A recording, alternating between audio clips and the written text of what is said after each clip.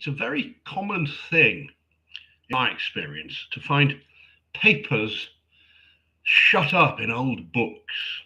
But it's one of the rarest things to come across any that are at all interesting. And still, it happens, and one should never destroy them unlooked at. Now, it was a practice of mine before the war, occasionally to buy old ledgers of which the paper was good and which possessed a good many blank leaves, and to extract these and use them for my own notes and writings. One such I purchased for a small sum in 1911. Now, it was tightly clasped, and its boards were warped by having for years been obliged to embrace a number of extraneous sheets. 3/4 of this inserted material had lost all vestige of interest for any living human beings.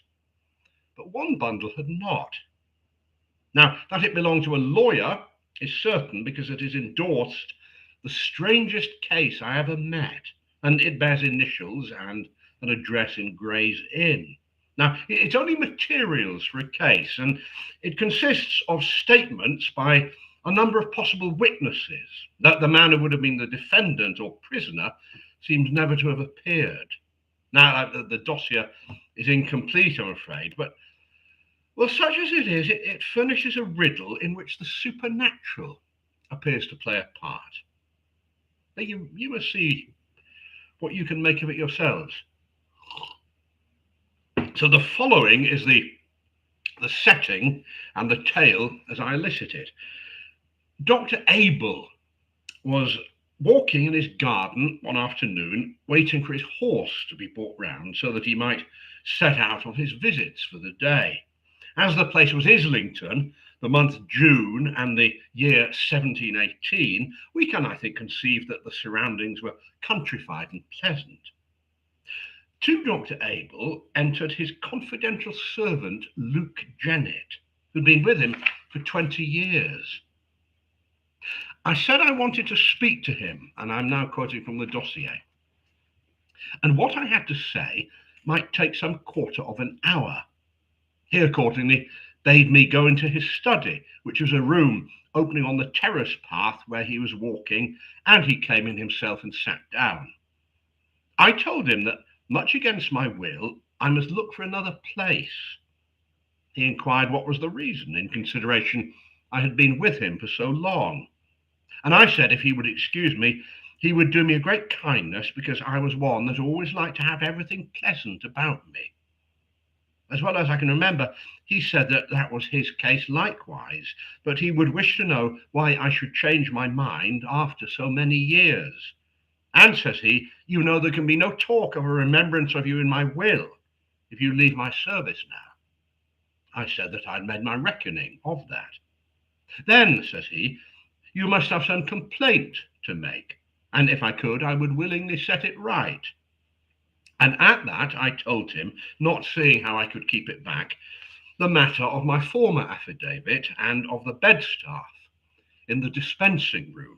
And I said that a house where such things happened was no place for me. At which he looked very black upon me and called me a fool, and said he was pay what was owing to me in the morning. And so, his horse being waiting, he went out.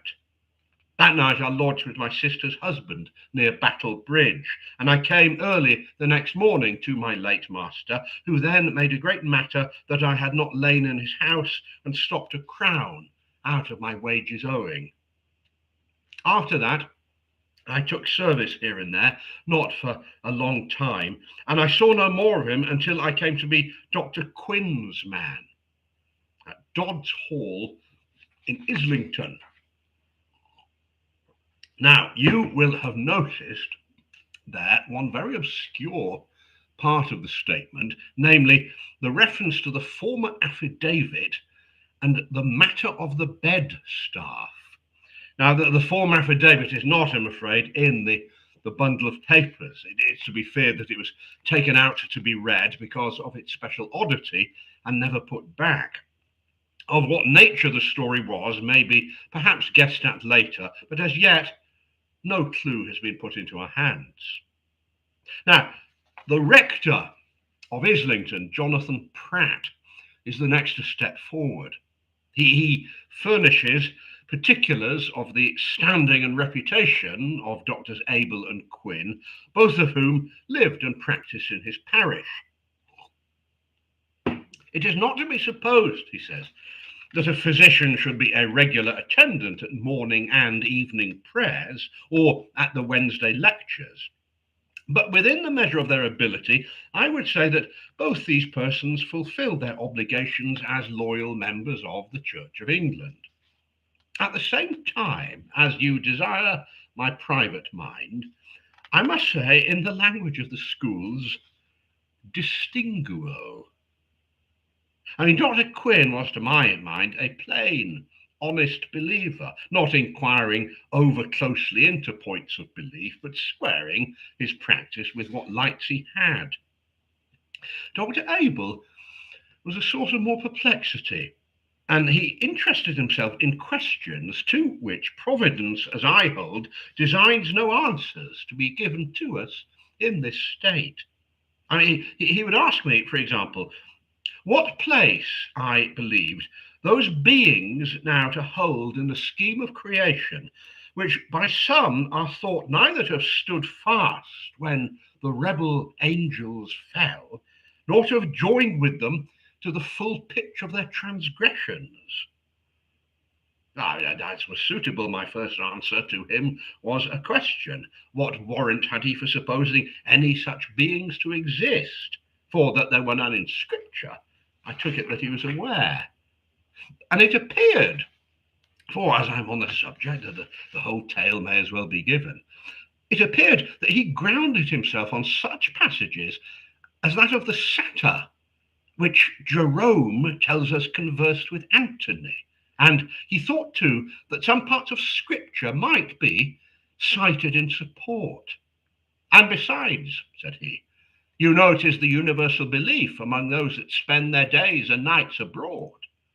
And I would add that if your calling took you so continuously as it does me about the country lanes by night, you might not be so surprised as I see you to be by my suggestion. What, I said, you are then of John Milton's mind and hold that millions of spiritual beings walk the earth unseen, both when we wake and when we sleep. Well, I do not know why Milton should have taken upon himself to say unseen, he said, although he was blind when he wrote that. But for the rest, yes, why? I should say that he was in the right. Well, I said, although not so often out as you, I'm not seldom called abroad pretty late, but I've no mind of meeting a satyr in our Islington lanes in all the years that I've been here. And if you have had the better luck, Doctor, I'm sure that the Royal Society would be glad to know of it. Now, I'm reminded of these trifling remarks because Dr. A took them very ill, stamping out of the room in a huff, with some such word as that these high and dry parsons have no eyes but for a prayer book or a pint of wine. But you see, this was not the only time that our conversation took a remarkable turn. There was one evening when he came in, at first seemingly gay and in good spirits, but afterwards, as he sat and smoked by the fire, he fell into a musing way, out of which, to rouse him, I said pleasantly that I supposed he'd had no meetings of late with his odd friends. Well, the question did most effectively arouse him, because he looked wildly at me and said in terror, "You were never there. I did not see you there. Who brought you?" And then in a more collected tone, what was that about a meeting? I believe that I was drifting into a doze. To which I answered that I was thinking of fauns and centaurs in the dark lane, and not of a witch's Sabbath. But it seemed that he took it differently. Well, he said, I can plead guilty to neither. But I find you very much more of a skeptic than becomes your cloth, Vicar. And if you care to know about the dark lane, you might do worse than ask my housekeeper, who lived at the other end of it when she was a child. Oh, yes, I said, and the old women in the almshouse and the children in the kennel. If I were you, Doctor, I would send your brother Quinn for a bolus to clear your brain. Damn Quinn, he said. Talk no more of him. He has embezzled 4 of my best patients this month. I believe that it is that cursed man of his Jennet that used to be with me. His tongue is never still. Should be nailed to the pillory if he had his deserts. Now, this, I must say, is the only time that he indicated to me that he had any grudge against either Dr. Quinn or Jennet. And as was my business, I did my best to persuade him that he was mistaken in them. And yet he couldn't be denied that some respectable families in the parish had given him the cold shoulder, and for no reason that they were willing to allege.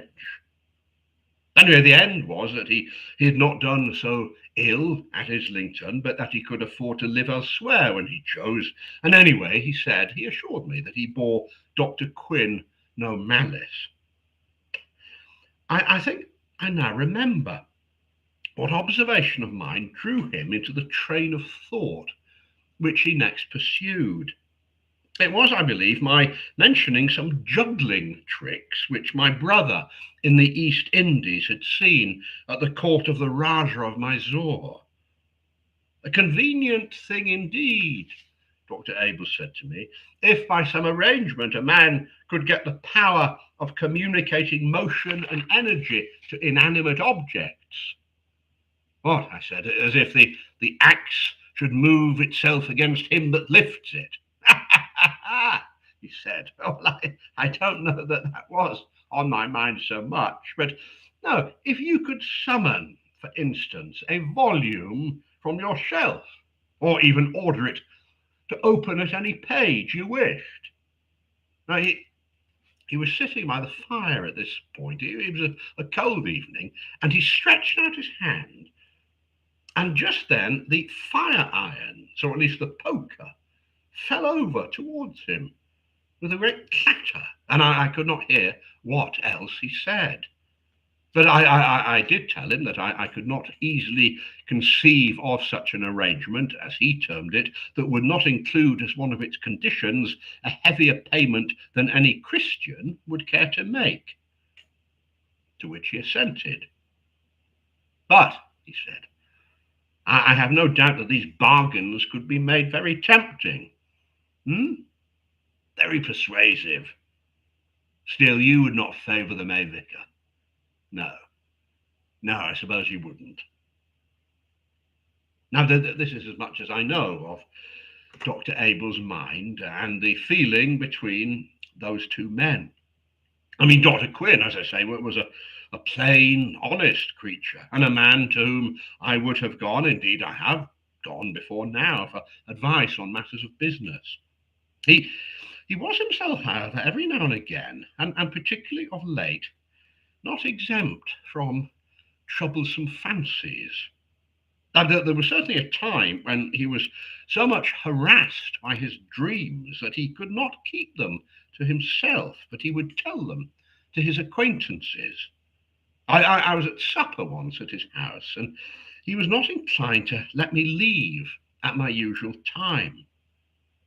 If you go now, he said, there will be nothing for it but I must go to bed and dream of the chrysalis. Well, I said, you might be worse off. I do not think it, he said. And he shook himself like a man who was displeased with the complexion of his thoughts. Well, I only meant, I said, that a chrysalis is an innocent thing. This one is not, he said, and I do not care to think of it. However, sooner than lose my company, he was fain to tell me, because I pressed him on this, that this was a dream which had come to him several times of late, and even more than once in a single night. And it was to this effect, that he seemed to himself to wake under an extreme compulsion to rise and go out of doors. So he would dress himself and go down to his garden door. By the door there stood a spade, which he must take up and go out into the garden, and at a particular place in the shrubbery upon which the moon shone, because there was always a full moon in his dream, he would feel himself forced to dig. And after some time, the spade would uncover something light-coloured, which he would perceive to be of linen or wool, and this he must clear with his hands. It was always the same, he said, the size of a man and shaped like the chrysalis of a moth, with the folds showing a promise of an opening at one end. I mean, he could not describe how gladly he would have left at this stage and run to the house, but he must not escape so easily. And so, with many groans, and knowing only too well what to expect, he parted these folds of stuff, or as it seemed to be, of membrane, and disclosed a head covered with a smooth pink skin, which, breaking as the creature stirred, showed him his own face in a state of death. Now, the telling of this dream so much disturbed Dr. Quinn that I was forced, out of mere compassion, to sit with him for the greater part of the night and talk with him upon indifferent subjects. He said that upon every recurrence of this dream, he woke and found himself, as it were, fighting for breath. Now, there is here another extract from Luke Jennett's statement. I never told tales of my master, Dr. Abel, to anybody in the neighbourhood. When I was in another service, I remember speaking to my fellow servants about the matter of the bedstaff, but I'm sure that I never said either I or he were the persons concerned, and it met with so little credit that I was affronted, and I thought best to keep it to myself. And when I came back to Islington and found Dr. Abel still there, who I was told had left the parish, I was clear that it behoved me to use great discretion, but indeed, well, I was afraid of the man, and it is certain that I was no party to spreading any ill report of him. My master, Dr. Quinn, was a very just, honest man, and no maker of mischief himself. I'm sure that he never stirred a finger, nor said a word by way of inducement to a soul to make them leave going to Mr. Abel and come to him. Nay, he would hardly be persuaded to attend them that did come, until he was convinced that if he did not, they would send into the town for a physician, rather than do as they had hitherto done. I believe that it may be proved that Dr. Abel came into my master's house more than once. We had a new chambermaid out of Hertfordshire, and she asked me who was the gentleman that was looking after the master, that is Dr. Quinn, when he was out, and seemed so disappointed that he was out. She said that whoever he was, he knew the way of the house well, running at once into the study, and then into the dispensing room, and at last into the bedchamber. I made her tell me what he was like, and what she said was suitable enough for Dr. Abel. And besides, she told me that she saw the same man in church, and someone told her that that was Dr. Abel. It was just after that my master began to have his bad nights, and complained to me and other persons, and in particular, what discomfort he suffered from his pillow and bedclothes. He said he must buy some more to suit him, and he would do his own marketing, and accordingly he bought home a parcel which he said was of the right quality, but where he bought it we had then no knowledge, or only that they were marked in thread with a coronet and a bird. The women said that they were of a sort not commonly met with, and very fine. And my master said that they were the comfortablest that he ever used, and he slept now both soft and deep. Also, the feather pillows were the best sorted, and his head would sink into them as if they were a cloud, which I have myself remarked several times when I came to wake him of a morning, his face being almost hid by the pillow closing over it.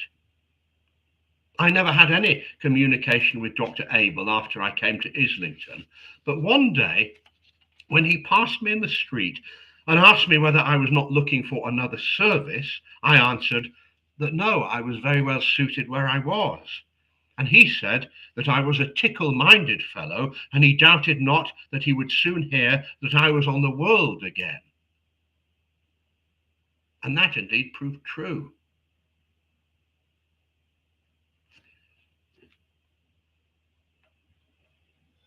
Dr. Pratt now returns where he left off earlier. On the 16th, I was called up out of my bed soon after it was light with a message that Dr. Quinn was dead or dying. Making my way to his house, I found that there was no doubt which was the truth. All the persons in the house, except the one that let me in, were already in his chamber and standing about his bed, but none were touching him. He was stretched in the midst of his bed, on his back, without any disorder, and indeed he had the appearance of one ready laid out for burial. His hands, I think, were even crossed across his breast. The only thing unusual was that nothing was to be seen of his face, the two ends of the pillow appearing to be closed quite over it. These I immediately pulled apart, at the same time rebuking those present for not having come to the assistance of their master. They, however, only looked at me and shook their heads, having evidently no more hope than myself that there was anything but a corpse before us. Indeed, it was plain to anyone possessed of the least experience that he was not only dead, but had died of suffocation. Nor could it be conceived that his death was accidentally caused by the mere folding of the pillow over his face. I mean, how should he not, feeling the oppression, have lifted his hands to pull it away, whereas not a fold of the sheet, which was closely gathered about him, as I now observed, was at all disordered. Now, the next thing was to procure a physician. I had bethought me this myself on leaving the house, and I'd sent on the messenger who'd come to me to Dr. Abel. But I now heard that he was away from home, and so the nearest surgeon was got, who, however, could tell no more, at least without opening the body, than we already knew. I mean, as to any person entering the room with evil purpose, which was, of course, the next point to be cleared, it was visible that the bolts of the door were burst from their stanchions, and the stanchions broken away from the doorpost as though by main force. And there was a sufficient body of witnesses, the smith among them, to testify that this had been done but a few minutes before I arrived. The chamber being, moreover, at the top of the house, the window was neither easy of access, nor did it show any sign of an exit having been made that way, either by marks upon the sill or by footprints below upon the soft mould. So ends Dr. Pratt.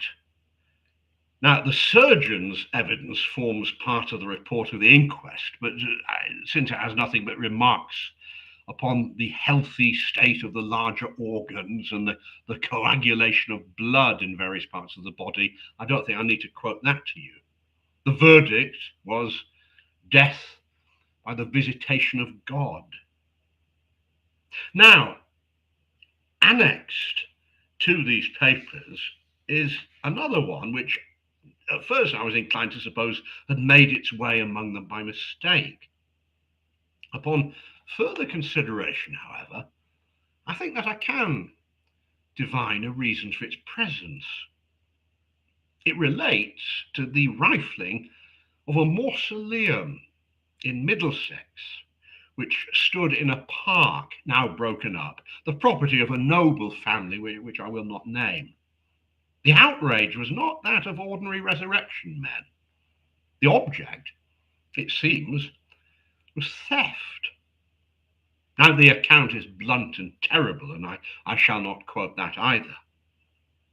A dealer in the north of London suffered heavy penalties as a receiver of stolen goods in connection with the affair.